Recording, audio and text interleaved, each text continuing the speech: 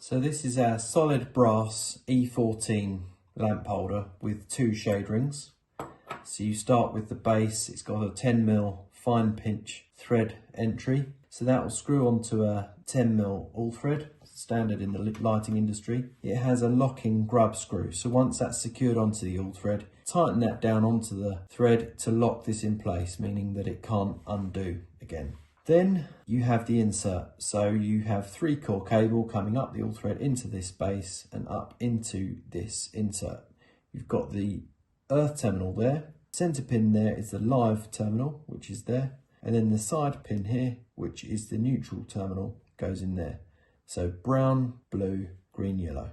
Then this fits into the base like that. And then the main part screws down over this. Now I will just point out that this ratchet here is bending out, and that is for a reason. That is so this can't be undone too easily afterwards. So I'm going to screw this down now. So you can hear that clicking sound.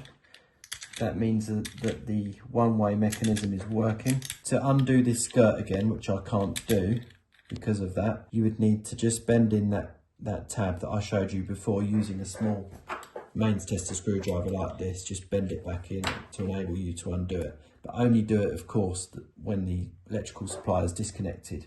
Very important. Then finally, I'll just show you these 2 shade rings here. This means that you can fit on a shade with a 30mm aperture. The shade fits onto there, and then the secondary lock ring comes down on top. So these 2 lock rings secure the shade in between them.